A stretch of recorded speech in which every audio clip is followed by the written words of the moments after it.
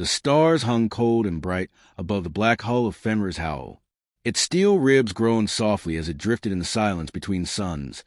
Sails of solar weave stretched wide catch the thin breath of the void. Inside the command hall, the air smelled faintly of ire and smoke, for the crew insisted on keeping a fire pit even here, in a chamber sealed by airlocks and watched by the machine minds. The old ways were never abandoned. Jarl Eirik stood by the flame, one hand on the hilt of his sword, the other clutching a carved drinking horn. His beard was silvered, his eyes lined by years of frost and battle, but his gaze was fixed far beyond the walls. He had dreamed again, the same dream that had stalked him for 7 nights. He saw black ships that blotted out the constellations, their hulls slick with alien light. He saw fire falling like spears into fjords of New Midgard, heard the screams of warriors cut down by weapons no human hand had forged, and always in the distance he heard the howling of wolves. Tonight, he spoke the dream aloud to the war council. Around him, warriors in fur-lined armor listened in silence, their hands tightening on axes and rifles. "This is no dream sent by the mead or the weariness of the road," Eirik said. "The gods send warning. The wolf age is coming." No one laughed. The saga spoke of the wolf age, a time before the end, when the world would be swallowed by shadow and the sons and daughters of man would fight their last. Most took it as poetry. Eirik took it as truth. Bjorn, the ship's warsmith, rose from his seat. His shoulders were broad as a doorframe, his hands scarred from decades at the forge. "And what would you have us do, Jarl? You speak of ships not of our making. Who are these foes? Where do they come from?" Before Eirik could answer, the ship's seer, Astrid, stepped forward. Her voice was low, steady, carrying the weight of certainty. "They are not from any world that knows the sun. I have seen the same visions, the black holes, the fire, the fall of the longhouses. We must be ready or we will be slaughtered." As if to answer her words, the Fenrir's Howl's long-range sensors stirred. A pulse of light, faint but unnatural, rippled across the void.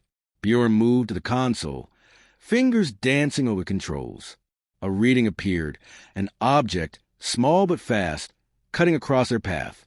No human design, no beacon of friendship. Eirik ordered an intercept.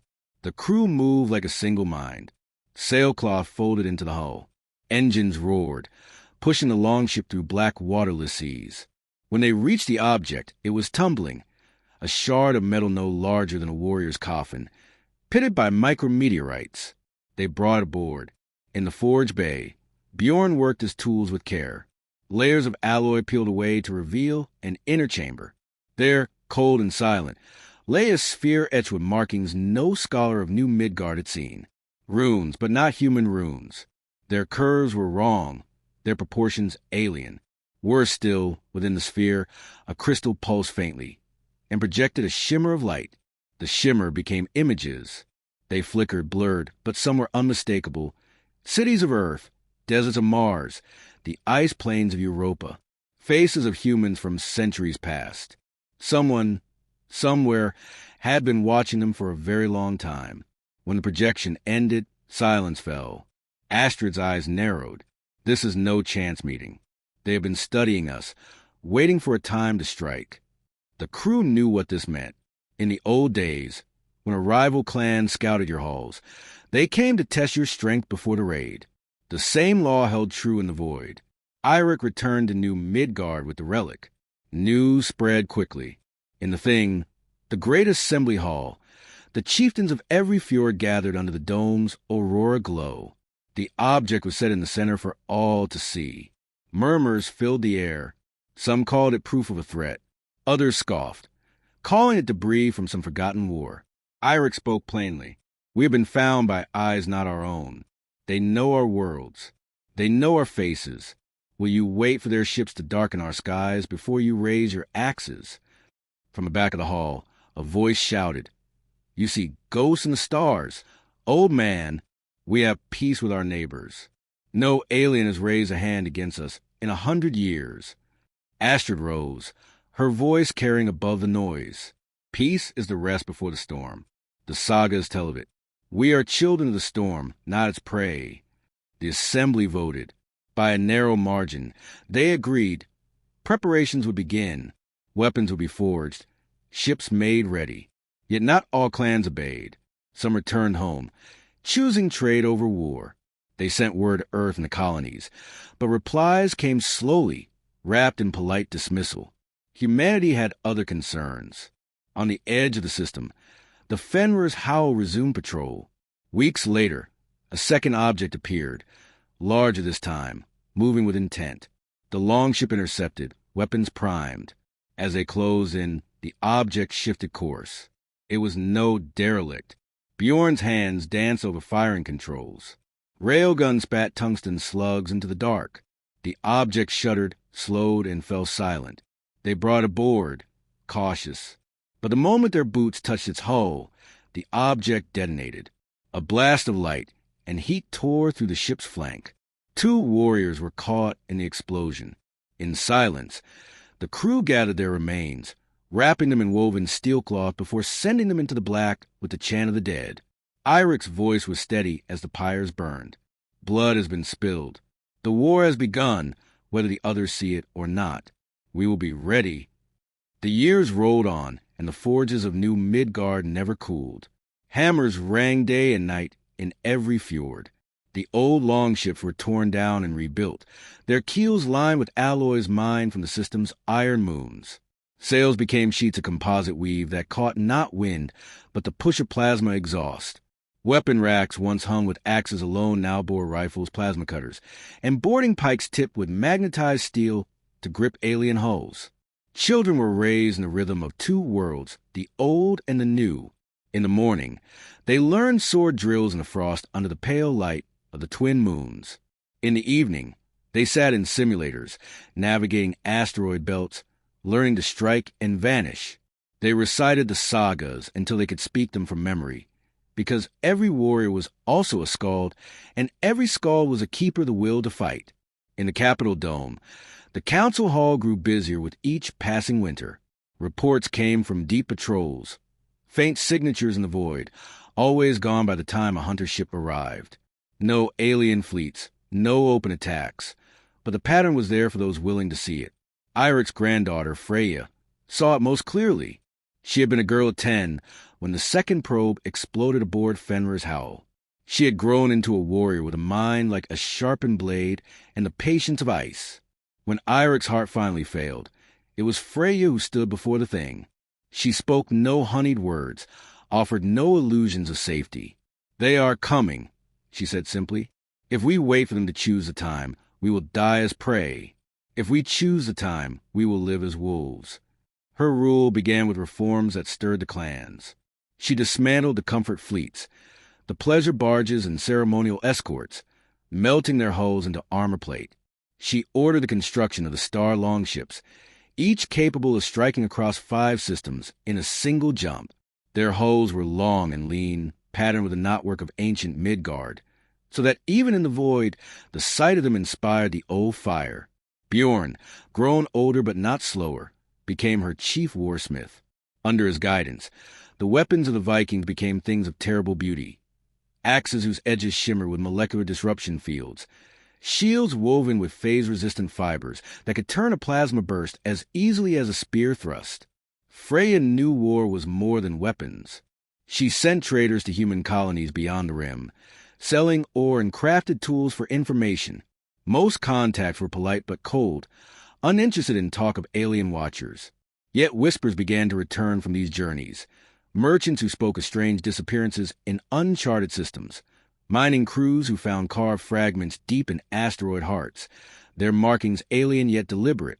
It was Astrid's grandson, Leif, who brought back the proof Freya needed. While raiding a pirate nest in the Garen Belt, his ship uncovered an alien craft hidden beneath the asteroid's crust. It was small, heavily shielded, and inside were records, recordings of New Midgard surface from a vantage no human ship had taken. The crew burned the pirate base to the rock and carried the alien vessel home. When Freya addressed the thing, she played the recordings for all to see, images of children training in the fjords, smiths at the forge, hunters returning from the ice seas. The footage had been tagged, catalogued, studied. The watchers knew their targets well. No clan doubted after that day. The last holdouts bent the knee. Preparation became a way of life. Star longships prowled the void like hunting packs, sometimes clashing with pirates or rogue traders who mistook them for easy prey. None survived the mistake. Every victory brought new spoils, alien alloys, captured drives, fragmented technology to study. The alien presence remained distant, but their shadow touched the system in other ways. Strange plagues struck the fishing colonies. Crops failed in domes whose regulators had been tampered with. Sabotage became a whispered threat. It was Astra's bloodline again that found the infiltrator. In the outer settlement of Scarnome, a trader newly arrived from the frontier was found dismantling a dome's atmosphere regulators. His face was human, his voice perfect, but when his body fell to ground under a warrior's blade, the truth emerged. His skin peeled away like brittle cloth, revealing a frame of ivory-colored chitin, eyes of dark glass, and a mouth lined with needle fangs. The alien lived long enough to speak 3 words in the tongue of men. You are not ready. Freya had the corpse preserved in the vaults of the war hall, where every warrior could see the enemy that had walked among them. From that year forward, no visitor was admitted to New Midgard without trial by blade and scan. Traders cursed the delays, but no one argued the need. Freya ordered new ships built not for defense, but for offense. Their warp cores were tuned for silent jumps, their hulls designed for raiding and swift withdrawal. The tactics of the Sea Raiders of old found new life in the black. Hit fast, strike hard, vanish before the enemy can answer. The first test came against targets chosen for their danger. Viking fleets raided slaver convoys in the Vega corridor, striking with such speed that the alien crews never had time to send distress. They stripped the ships of cargo and tech, freeing hundreds of human captives in the process. Many of these freed joined the fleets, swearing oaths to fight under Freya's banner. Word began to spread beyond the rim of the wolf ships that came out of nowhere, their prows carved with snarling beasts, their crews chanting war songs over open comms. To some, they were heroes. To others, a threat as fearsome as the pirates they destroyed. For the watchers in the dark, they were something else, a problem. Scouts reported increased alien patrols at the edges of Viking hunting grounds. Once or twice, a star longship returned home with deep burns along its flanks, scars from weapons unlike anything seen before. Crews swore they had been ambushed by ships that shimmered and vanished like mist, firing beams that twisted space itself. Bjorn studied the damage, his hands running over the melted hull. "They are testing us," he said to Freya. "They want to see how we bleed." Her answer was cold. "Then let us show them how we bite." The wolf age was no longer prophecy. It was coming into view like a storm cresting the horizon. The day came when the long-range sentinels lit the warning runes. The alien fleet crossed the veil between the deep black and New Midgard sky, their numbers blotted out in the data stream.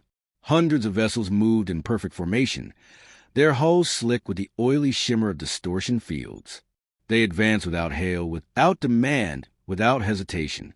Freya stood in the high watchtower above the Capitol dome, her armor gleaming in the aurora light, her eyes fixed on the distant glint of the oncoming storm. Every longship in the system had already broken from dock, war banners streaming in artificial wind. Their comms channels thrummed with low chants, each crew choosing a saga to carry into battle. In orbit, the wolf fleet formed into hunting packs. Longships did not wait to be encircled. They split and vanished into asteroid belts, magnetic signatures masked by drifting rock. Others held position behind the dark side of moons, engines cold, weapons primed. The enemy advanced in an arrowhead, their vanguard bristling with weapons that glowed in spectrums human eyes could not see. The first strike came without warning. A pair of star longships broke from cover, their drives flaring as they cut across the alien formation. They fired not from distance, but point blank, railguns spitting tungsten into the soft seams of enemy hulls.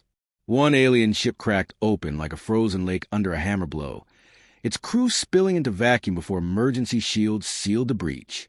The alien response was swift and brutal. Lances of distorted space punched through the void, carving the tail from one longship in a single cut. The vessel spun out of control, its crew still chanting as it rammed itself into the side of an enemy destroyer.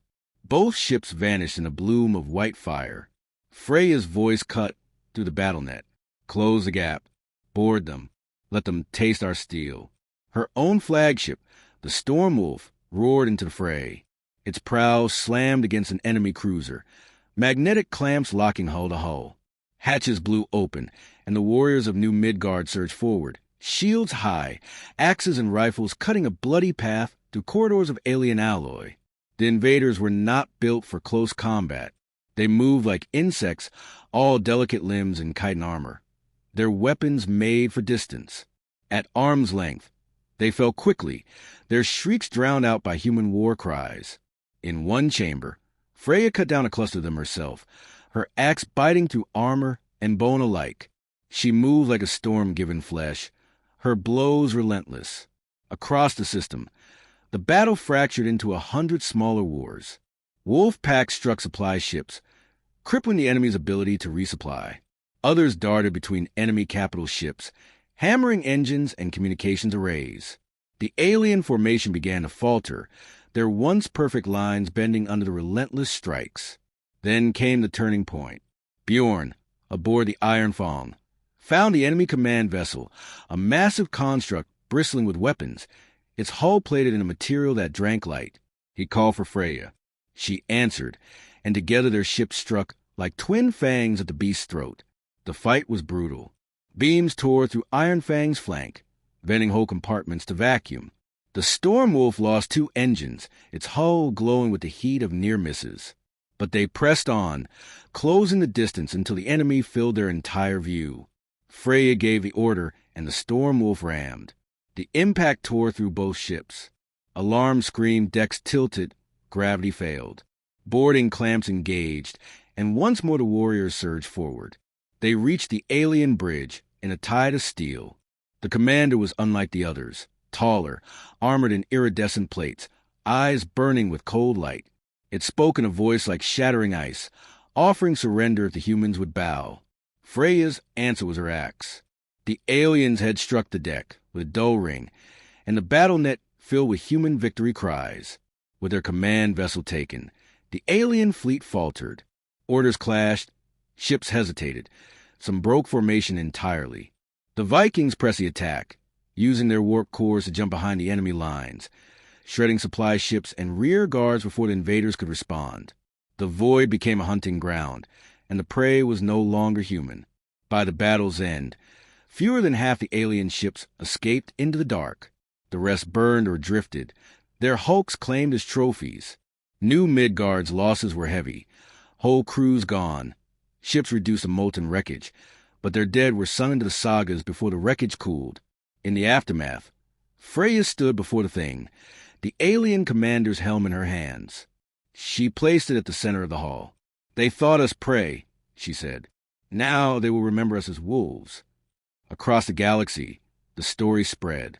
Colonies that had dismissed the warnings now sent tribute and warriors, eager to join the fleet that had broken the dark. Among the alien survivors, the name of New Midgard became a curse and a warning. The war was not over. Freya knew the enemy would return, perhaps with greater numbers, perhaps with weapons more terrible. But the wolf fleet would be ready, for the wolves had tasted blood, and the hunt had only begun.